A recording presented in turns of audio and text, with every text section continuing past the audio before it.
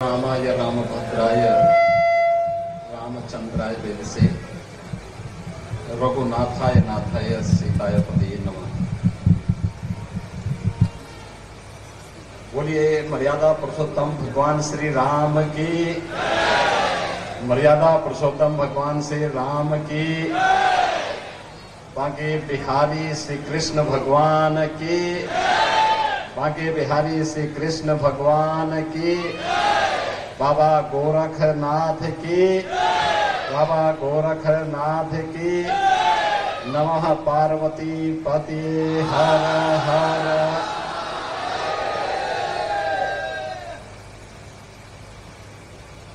विजयादशमी के पावन अवसर पर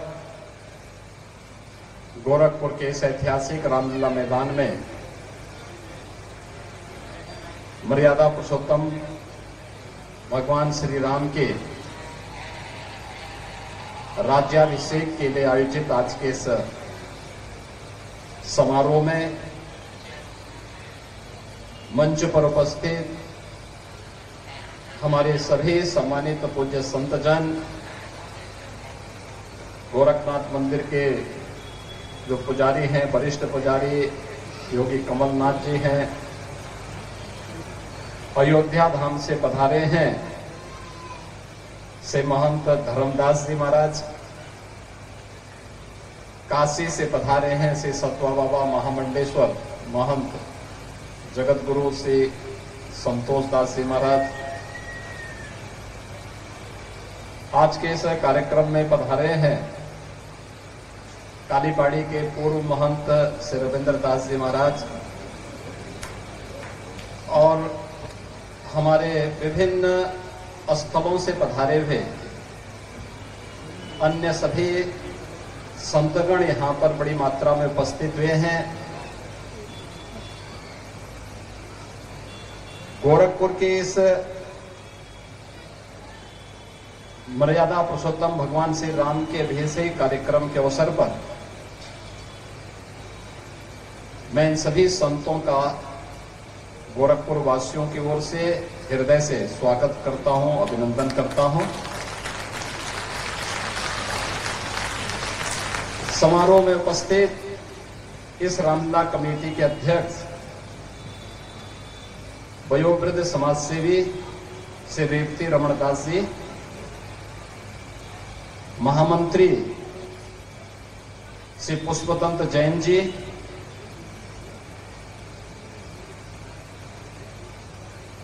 कमेटी के उप मंत्री श्री राजीव रंजन अग्रवाल जी, श्री दीपक अग्रवाल जी,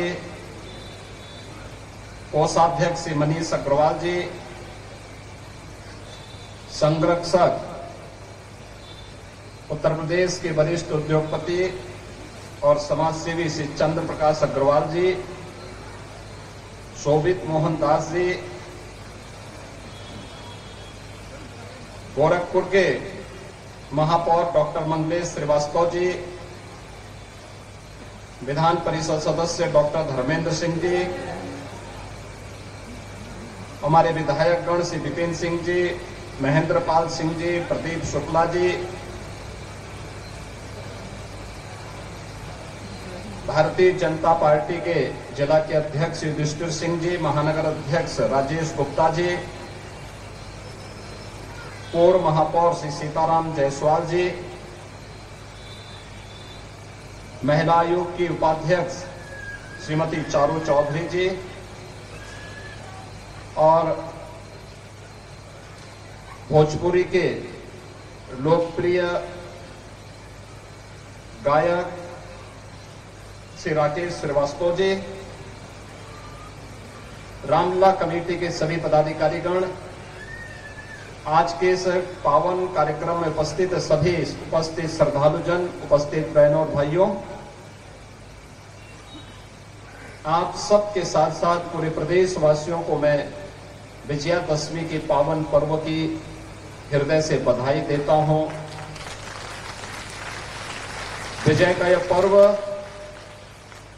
आपके व्यक्तिगत जीवन में, आपके सार्वजनिक जीवन में सदैव इसी प्रकार से आपको उत्साहित करता रहे, आपके जीवन में हर्ष और उमंग का माहौल पैदा करता रहे, इसकी भी मैं कामना करता हूं।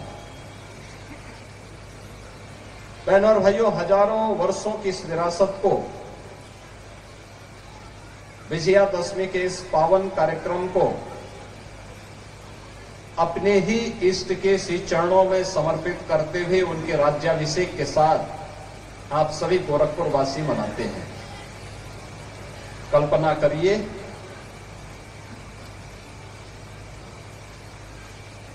क्या आज से हजारों वर्ष पहले जब त्रेता युग में अन्याय, अधर्म और असत्य के प्रतीक रावण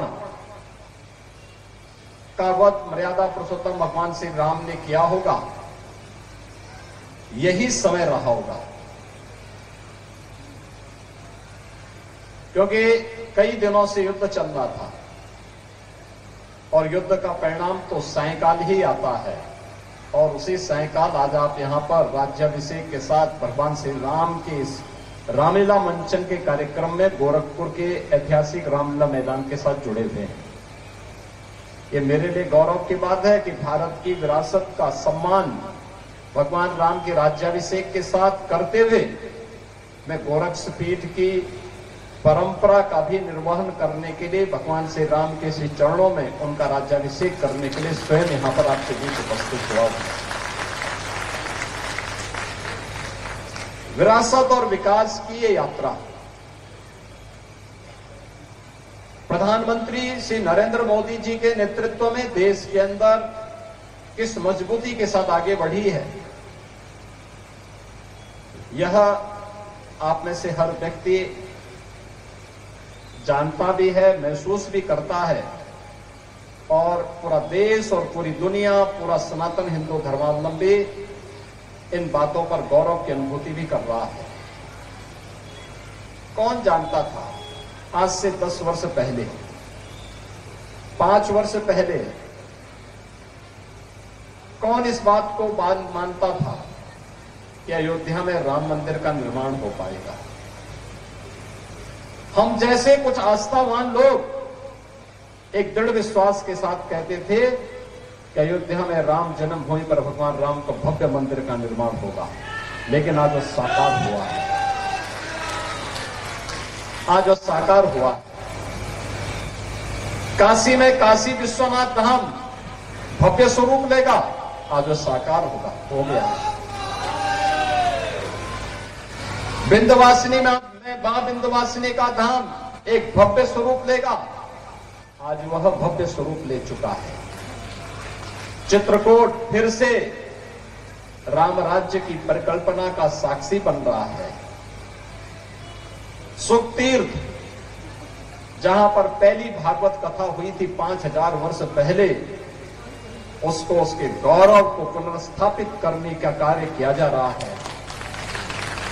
भारत का वैदिक साहित्य जिस नैमिषारण्य में रचा गया था, उस पूरे उस नैमिषारण्य को उसके पौराणिक और ऐतिहासिक स्वरूप को बनाए रखते हुए एक नई काया के साथ प्रस्तुत किया जा रहा है।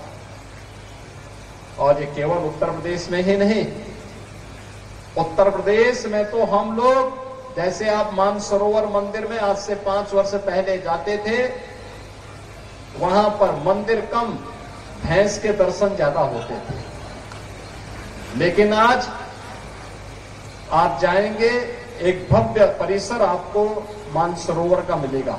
ऐसे उत्तर प्रदेश में लगभग 1000 स्थानों का पुनरुद्धार का कार्य किया जा चुका है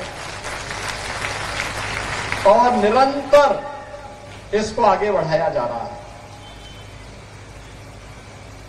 बहनों और भाइयों,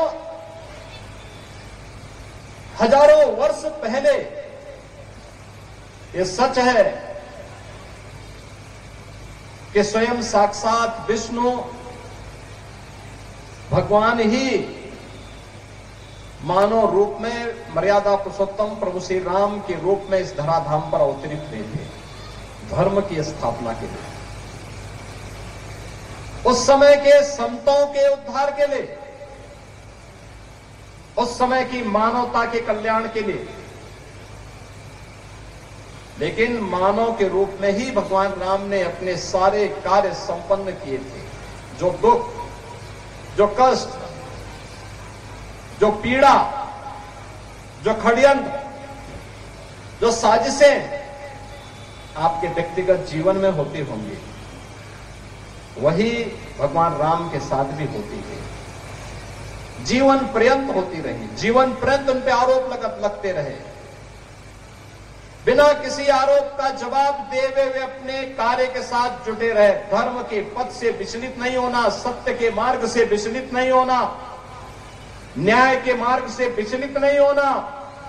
जहां ये उनके जीवन का लक्ष्य था, वहीं मर्यादा का पालन करते हुए समाज के संगठन का जो एक सुदृढ़ मजबूत नींव उन्होंने खड़ी की थी, आधार उन्होंने खड़ा किया था, उस समय के समाज को जोड़ करके उसी का परिणाम था कि जिस रावण के बारे में कहा जाता था कि रावण त्रिलोक विजयी है, उसकी शक्ति के सामने तीनों लोकों में कोई नहीं ठहरता है, वह रावण भी पूरी तरह धराशायी हुआ और कहीं और नहीं, आर्यावर्त में नहीं, उसी की लंका में भगवान राम अपने भाई के साथ जाकर के, लक्ष्मण जी के साथ जाकर के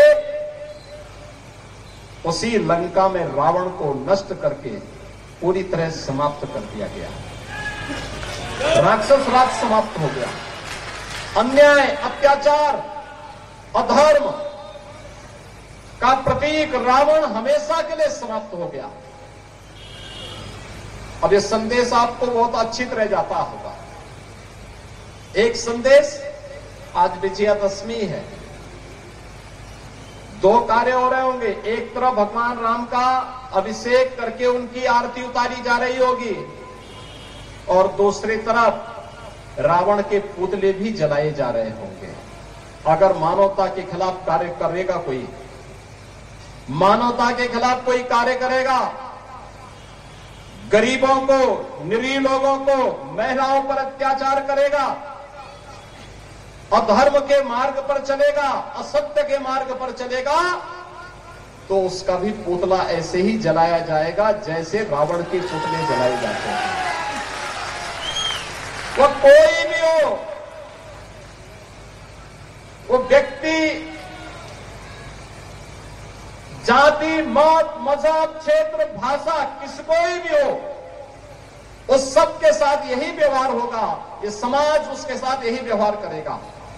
और जो भी धर्म, सत्य और न्याय के मार्ग पर चलेगा, मानवता के कल्याण का मार्ग प्रशस्त करेगा, विरासत और विकास की यात्रा में सहभागी बनेगा, वह राम के रूप में, माता जानकी के रूप में, वीरवर लक्ष्मण के रूप में, भक्तवत्सल हनुमान जी के रूप में उसकी पूजा ऐसे ही होती रहेगी जैसे आज हम मर्यादा पुरुषोत्तम भगवान श्री राम का, माता जानकी का, लक्ष्मण जी का, हनुमान जी की आरती उतार करके उनका स्वागत कर रहे हैं, उनका अभिनंदन कर रहे हैं, उनका अभिषेक कर रहे हैं और उनकी आरती उतार रहे हैं। जो भी मानवता के कल्याण का मार्ग प्रशस्त करेगा, उनकी रक्षा का मार्ग प्रशस्त करेगा, अपनी विरासत के संरक्षण का कार्य करेगा, उसका इसी प्रकार से अभिनंदन होगा। अब यह हम मानव जाति का यह दायित्व बनता है। हम मानव बनना चाहते हैं या दानव बनना चाहते हैं? मानव बनना चाहते हैं तो भगवान राम के पथ का अनुसरण करिए, छुआछूत और अस्पृश्यता से दूरी बनाइए, समाज को एकजुट करिए, संगठित रहेंगे तो सुरक्षित भी रहेंगे, देश को भी सुरक्षा प्रदान कर पाएंगे, स्वयं को भी सुरक्षा प्रदान कर पाएंगे। लेकिन इसके लिए हमें उन कुरीतियों को दूर करना पड़ेगा, उन पाखंडों से मुक्ति पानी पड़ेगी। जिन कारणों से देश गुलाम हुआ था, जिन कारणों से देश और हमारे पवित्र धर्मस्थल खंडित हुए थे, अपमानित हुए थे, जिन कारणों से बहन और बेटियों की इज्जत के साथ खिलवाड़ हुआ था, जिन कारणों से विधर्मियों को, विदेशी आक्रांताओं को भारत के अंदर घुस करके भारत के सामाजिक ताने बाने को छिन्न भिन्न करने, भारत की एकता और अखंडता को चुनौती देने जैसी स्थिति जब पैदा हुई थी, वह तब हुआ था जब बिखरा हुआ समाज था, स्वार्थी समाज था, अपने लिए सोचता था, अपने समाज के लिए नहीं सोचता था, अपने राष्ट्र के लिए नहीं सोचता था। और इसीलिए हम सबके सामने प्रधानमंत्री मोदी जी ने एक विजन रखा। जब ये देश अपनी आजादी के 75 वर्ष पूरा किया था, आजादी अचानक नहीं मिल गई थी। आप याद करिए, काशी में काशी विश्वनाथ का मंदिर क्यों अपवित्र हुआ? क्योंकि देश गुलाम था। अयोध्या में श्री राम जन्मभूमि पर भगवान राम का मंदिर क्यों अपवित्र हुआ? क्योंकि यह देश गुलाम था। मथुरा में श्री कृष्ण जन्मभूमि पर भगवान श्री कृष्ण के मंदिर को अपवित्र करने का दुस्साहस स्वतंत्र भारत में नहीं, प्रतंत्र भारत में करने का दुस्साहस विदेशी आक्रांताओं ने किया था। जब भी हम प्रतंत्र होंगे, ये प्रतंत्रता केवल राजनीतिक नहीं होती है, याद रखना, राजनीतिक स्वतंत्रता सांस्कृतिक और आध्यात्मिक स्वतंत्रता का भी वाहक होती है। और यह गुलामी के उन कालखंडों में, मध्यकाल के उन काले दिनों में हम लोगों ने महसूस किया है, हमारी धर्म और संस्कृति ने महसूस किया है। ये फिर से न होने पाए, इसके लिए देश की आजादी के लिए, आजादी के जिन बलिदानियों ने, जिन नायकों ने, महानायकों ने अपना बलिदान किया था, उसकी कीमत हमें व्यर्थ में नहीं जाने देनी चाहिए। संगठित होकर के देश की आजादी की लड़ाई लड़ी गई थी। इस संगठन की ताकत को, जहां पे जाति के नाम पर, भाषा के आधार पर, मत और संप्रदाय के आधार पर, छुआछूत और अस्पृश्यता के आधार पर कोई भेदभाव नहीं था। और उसी संगठन को एक करने के लिए अयोध्या में एक और मर्यादा पुरुषोत्तम भगवान श्री राम की 500 वर्षों के बाद रामलला विराजमान हुए हैं अपनी जन्मभूमि पर। और दूसरी तरफ हम सबके लिए मर्यादा पुरुषोत्तम भगवान श्री राम की इस पावन कथा को रामायण के माध्यम से देने वाले त्रिकालदर्शी ऋषि महर्षि वाल्मीकि के नाम पर अयोध्या के अंतर्राष्ट्रीय एयरपोर्ट का नामकरण भी होता है। वहां की रसोई जिसमें प्रसाद बनता है भक्तों के लिए, वह माता सबरी के लिए, क्योंकि वनों के दिनों में भगवान श्री राम को जंगल में माता सबरी ने जूठे बेर खिलाए थे। ये जूठे बेर इसलिए जिससे वह स्वाद चख सके। उस भक्तिन के पास दूसरा माध्यम नहीं था, सच्ची भक्ति थी, और इसलिए वहां की रसोई का नाम भी माता सबरी के नाम पर है। भगवान राम जब वन में जा रहे थे, पहली मित्रता का हाथ बढ़ाया था निषाद राज ने, और भगवान राम के जन्मभूमि अयोध्या में श्रद्धालुओं के लिए जो वहां पर यात्री विश्रामालय बनाए गए हैं, उनका नाम भी निषाद राज के नाम पर ही रखा गया। निषाद राज यात्री विश्रामालय, निषाद राज रेंज बसेरा। बहनों और भाइयों, यह है भारत की विरासत। कहां छुआछूत है? यहां माता सबरी का भी सम्मान है, त्रिकालदर्शी ऋषि महर्षि वाल्मीकि का भी सम्मान है, निषाद राज का भी सम्मान है। श्रृंगवेरपुर में भगवान राम और निषाद राज का गले मिलते हुए एक भव्य प्रतिमा का निर्माण का कार्य आज उत्तर प्रदेश सरकार वहां पर करवा चुकी है। और 2025 में प्रयागराज का भव्य और दिव्य कुंभ का आयोजन भी होने जा रहा है। यह विरासत के प्रति हम सबकी निष्ठा का प्रदर्शन है।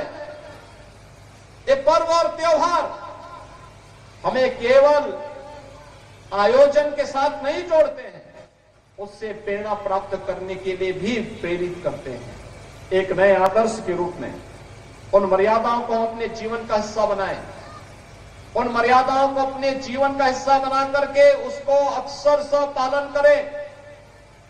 यह प्रेरणा हमें प्राप्त हो रही है। और जहां कहीं भी ये समाज कभी भी विपन्न नहीं रहा, हिंदू समाज, भारत का सनातन समाज कभी भी विपन्न नहीं रहा। यह बल, बुद्धि और वैभव में सदैव दुनिया के अंदर अग्रणी रहा। लेकिन साजिश के तहत विभाजनकारी ताकतें इसी समाज के अंदर रह करके जो इसे समाज को जाति के नाम पर, क्षेत्र और भाषा के नाम पर, मत और संप्रदाय के आधार पर बांटने का जो पाप उन लोगों ने मध्यकाल में किया था, उसी के विषाणु आज भी यत्र तत्र हम सब के सामने बिखरे पड़े हैं। ये लोग अपने स्वार्थ के लिए फिर से समाज को बांटने का पाप कर रहे हैं। हम ये कतई न होने दें, अन्यथा जो गौरव की अनुभूति आज आप कर पा रहे हैं कि 5 सदी के बाद अयोध्या में रामलला फिर से विराजमान हो गए। कई पीढ़ियां चली गई। पीढ़ियां इस बात के लिए तरसती थी कि एक बार अपने प्रभु को अयोध्या में विराजमान होते हुए अपनी आंखों से देख सकूं। लेकिन सौभाग्यशाली पीढ़ी आप सबकी है, हम सबकी है कि अपनी आंखों के साथ हमने अयोध्या में रामलला को 500 वर्षों के बाद विराजमान होते हुए देखा है। और इसलिए बहनों और भाइयों, आज जब मैं यहां पर आपके बीच में आया हूं, आज जब हम लोग आपके बीच में आए हैं, मुझे अपने पूज्य गुरुदेव ब्रह्मलीन महंत अवेद्यनाथ जी महाराज, वे अक्सर जब राम जन्मभूमि मुक्ति आंदोलन के अध्यक्ष के रूप में इस आंदोलन के साथ जुड़े थे, मैं अक्सर देखता था इन सभी पूज्य संतों के मन में अंतिम क्षण जब उन्हें हम लोगों ने हॉस्पिटल में भर्ती किया और उनको देखने के लिए विश्व हिंदू परिषद के अंतर्राष्ट्रीय अध्यक्ष सर्वे अशोक सिंघल जी जब देखने के लिए आए थे, तो अंतिम बात उनकी यही थी। अशोक सिंघल जी से एक ही बात उन्होंने कही थी कि अशोक जी, अयोध्या में राम मंदिर का निर्माण कब हो पाएगा? एक बार हम अपनी आंखों से देख पाते भगवान राम के मंदिर को तो हमारा जन्म धन्य हो गया होता, धन्य हो जाता है।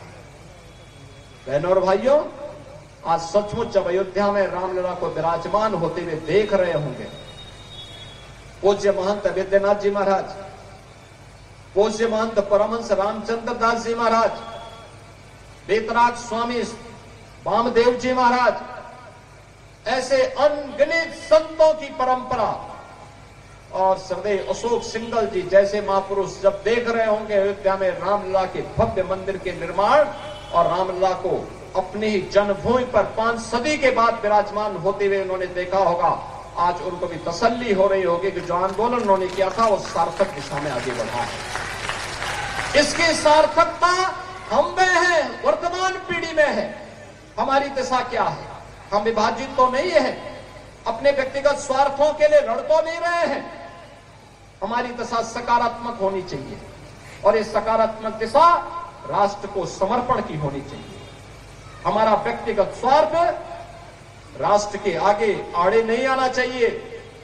हमारा व्यक्तिगत स्वार्थ कभी भी, चाहे वह व्यक्ति हो, जाति हो, मत हो, संप्रदाय हो, मजहब हो, कोई क्षेत्र हो या कोई भाषा, वह राष्ट्र से बढ़ करके नहीं हो सकता है। हर काम देश के नाम, हर काम राष्ट्र के नाम, भारत माता के नाम हमारा सब कुछ होना चाहिए। और यही अयोध्या में राम जन्मभूमि आंदोलन की कथा हम सबको यही प्रेरणा प्रदान कर रही है। आज विजयादशमी का ये पर्व हम सबको यही प्रेरणा प्रदान कर रहा है। आज जो वर्तमान का भारत है, ये वही भारत है जो मर्यादा पुरुषोत्तम भगवान श्री राम ने हजारों वर्ष पहले जिसकी सीमाएं तय कर दी थी, ये वही भारत है। याद करिए, आज से हजारों वर्ष पहले दुनिया ने जब सभ्यता नहीं सीखी थी, दुनिया में जब मानवीय लक्षण नहीं थे, तब भारत में एक सभ्य समाज निवास करता था। ये रामायण काल और वैदिक काल इस बात का उदाहरण देता है, महाभारत काल इस बात का उदाहरण प्रस्तुत करता है।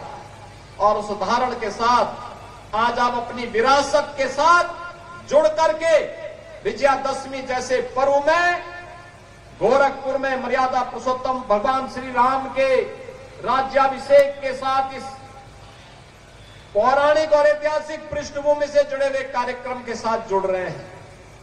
रामायणकालीन कार्यक्रम हमारे लिए पुराणों की परंपरा के साथ, शास्त्रों की परंपरा के साथ जुड़ा हुआ कार्यक्रम है।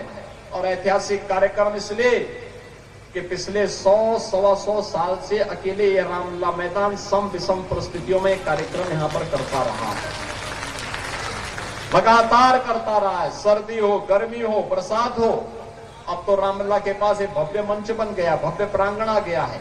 पहले संकट था, प्रयास होता है तो सारी चीजें अपने आप ही प्रभु की कृपा से साकार होती हुई दिखाई देती है। आज के इस अवसर पर विजयादशमी की आप सबको, पूरे प्रदेश वासियों को मैं बधाई देता हूं, अपनी शुभकामनाएं देता हूं और विश्वास व्यक्त करता हूं, संगठित होकर के सुरक्षित होने के मंत्र को हम अपने जीवन का हिस्सा बनाएंगे।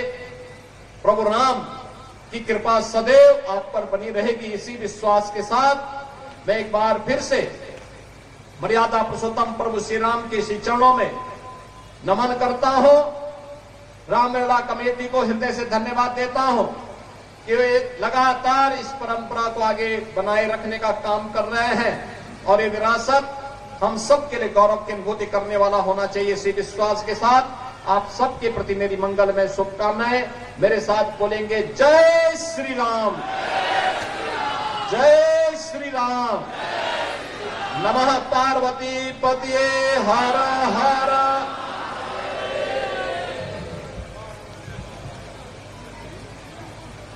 अगर आप ये वीडियो YouTube पर देख रहे हैं तो हमारे चैनल को सब्सक्राइब करें और बेल आइकन को दबाना ना भूलें। अगर आप Facebook पर ये वीडियो देख रहे हैं तो हमारे पेज को लाइक करें।